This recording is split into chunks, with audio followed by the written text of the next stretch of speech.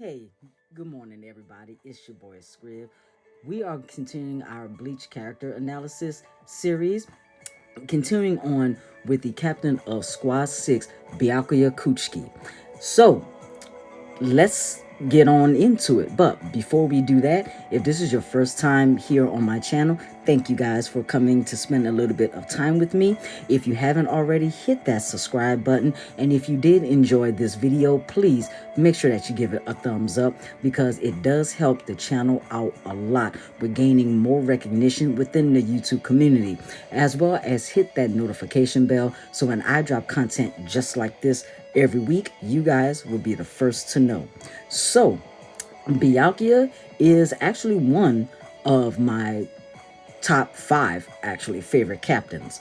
And the reason why he is one of my favorite is because besides all the other captains, he has, in my personal opinion, has gotten a lot of more deeper character development within the entire series. And so now, with that being said, we first not necessarily meet Byakuya.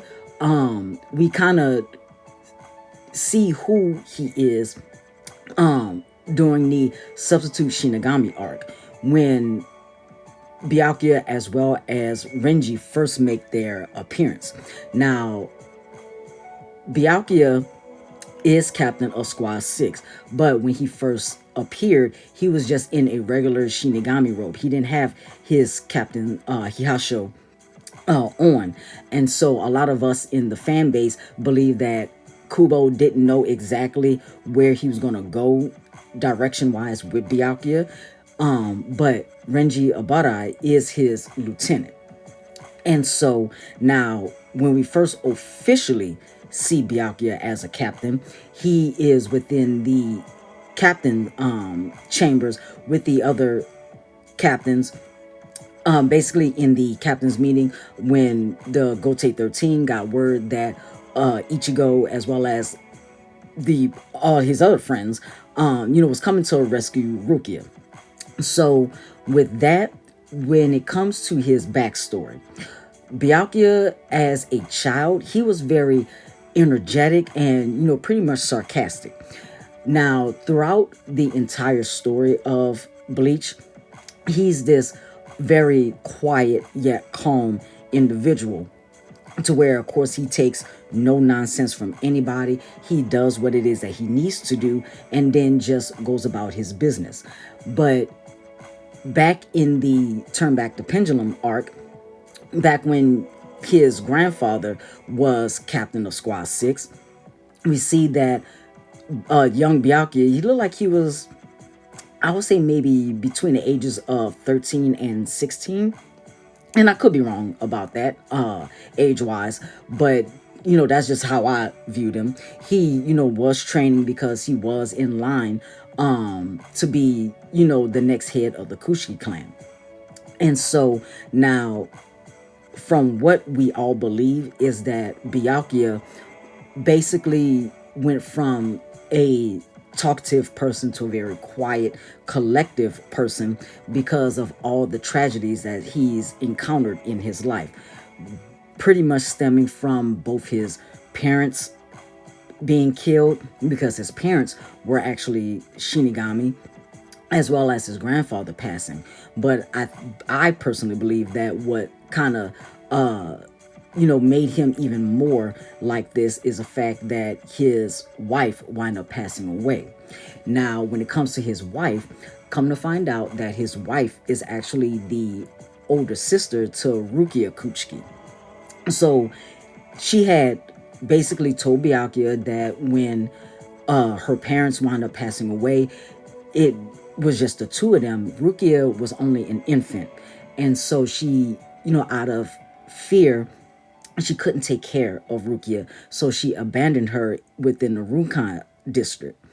And so she asked Byakuya to find Rukia because she had been searching for years and could not find her. So Byakuya, as a, being, her husband, find her. Got word that Rukia, was training to be a Soul Reaper within the Soul Reaper Academy. And so after she graduated, he adopted her into the Kuchiki household. Now, Rukia always believed that she was just adopted, that, she didn't know exactly who her family were or anything like that, but later found out that pretty much technically Rukia is Byakuya's sister-in-law. But of course they still look at each other as, brother sister. Now, Byakuya was very cold-hearted at the beginning. We all, looked at all the captains as enemies during the Soul Reaper arc. But Byakuya was always conflicted because he, made a promise to his parents that he's going to uphold the laws of the Kuchiki clan, because the Kuchiki clan is one of the four noble households. But then where his confliction came in at was the fact that he basically, promised his wife, on her deathbed, that he was going to take care of Rukia. So when Rukia gave her Soul Reaper powers accidentally to Ichigo, and of course, her being executed and stuff, that's where the confliction came in at. And so with that, Ichigo wind up basically instilling in him, okay, she's your family, she's your sister. Forget the rules, forget the laws, forget what your family has raised you to be. What you need to do is protect your sister. Now, mind you, I'm paraphrasing with that, but that was basically the overall message, right? So, of course, Byakuya, those words kind of hit home to him. So he stopped pursuing Rukia's execution and just went on to, basically be the older brother that Rukia was supposed to have. So during the Arrancar arc, Byakuya, he of course had, not necessarily a major role, but, he was shown more than pretty much everybody else. And now during the fight with, I believe it was Espada 9, no, yeah, I believe it's Espada 9, Zomori. And I forget which number Zomori was. I believe that, okay, if Zomori, because I know Zao was number 8. So yeah. Okay, I digress. But because Rukia basically had prior had fought Espada Onanero, she wound up passing out. So Zomori, basically doing his job, was going to kill Rukia until Byakuya showed up. And so Byakuya asked Zomori, were you the one that did this to this woman? Zomori said, no, but I was going to finish her off because she's an enemy to Lord Aizen. And so throughout the entire fight, Byakuya basically was one-upping Zomori. And Zomori was like, this is why us Hollows hate you Soul Reapers, because y'all think that y'all can, establish all these laws, establish all these rules, because we Hollows eat other Hollows as well as humans so that we can survive. Y'all think that y'all are gods among us. And Byakuya basically looked at Zomori and was like, no, I don't care what you do in your personal time. The reason why I'm killing you now is because you pointed your blade at my pride. And when he said that, the manga panel as well as the anime scene wound up cutting to Rukia. And so, of course, using his Bankai Senbon Zakura Kageyoshi, winds up killing Zomori. Now, after that, that's when Ichigo was fighting, well, not necessarily fighting, but was assisting Chad, Renji, and Rukia against Yami. And so here come Kenpachi as well as Byakuya, took on the fight with Yami. And so it was like, now with that fight, it was a short battle. And so Byakuya wound up telling Ichigo, "You're the substitute Shinigami. Your job is to protect Katakota Town. So go, we're gonna handle this guy." And so, of course, it was like a little minor battle with Kenpachi, as well as fighting Yami. And so, off panel, they wind up winning.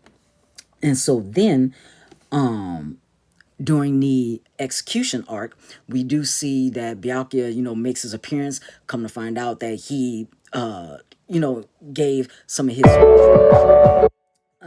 so that Ichigo can get his powers back. And then he has his battle with Tsukishima. And so now with that battle, that was a very interesting battle. I actually did like it. And so, of course, Tsukishima's Fullbringer ability, Book at the End, where he, was able to instill false memories.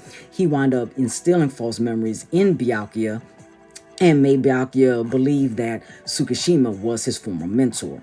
But, of course, Byakuya looked at Ichigo as a comrade. And so because Tsukishima was trying to, pretty much wipe out the Soul Reapers and, kill Ichigo, that whole little spill, Byakuya just one up Tsukishima and blasted a hole dead in his chest with Senbon Sakura. And so now, of course, that was that fight. Now, where we really get into the character depth of Byakuya Kuchiki is the fact that him fighting Stern Ritter F, the Fear, Asnot. Because the Stern Ritter had these medallions that was able to steal a Shinigami's Bankai, Asnot did steal Senbon Sakura Kageyoshi and basically used Byakuya's own Bankai against him. And so with that, this is where we thought that Byakuya was meant to die. And I personally believe that the way Kubo had wrote this story, he did want to kill off Byakuya, but because Byakuya is another fan favorite to the fan base, then he, wasn't going to be able to kill him off without any, negative backlash. So Byakuya, fighting Asnot, wind up had like Asnot's ability, the fear, was that he was able to bring out the fear in any of his enemies. Byakuya's fear was losing Rukia. And it was just, it like, I have the mangas right here and I don't want to take too much time trying to find that panel. But the way that Kubo had drawn Rukia was that you just saw Rukia regularly, but then Byakuya's fear kicks in and you just see like a decaying Rukia and stuff. So that was his fear of losing his younger sister. And so because Asnot basically impaled him into a boulder and stuff, he was all beaten, bloody, cut up and stuff. Byakuya, what I've called his dying wish was that when Ichigo showed up, he asked, "Where's Rukia? Where is Renji? Are they okay?" Ichigo said, "Yes, they're fine. They're, over here, X, Y, Z." And so Byakuya said, "Good. I leave the rest to you." Byakuya passes out. And so he does get rescued by one of the Zero Squad members. And so he gets restored, gets his the true form of his Bankai restored. And so there's a one of my favorite YouTubers. His name is Mr. Tomo, and he did a video on Byakuya a couple of months ago entitled "Was Byakuya Supposed to Die?" And so I do believe that he was supposed to die because this, like the way Byakuya was written, he was basically his entire character was fleshed out. And this was a very fitting end to the head of the Kuchiki clan. Now, of course, Byakuya survived and stuff. And he's still captain of Squad 6. We see him, at the end of the Thousand Year Blood War, still alive and kicking.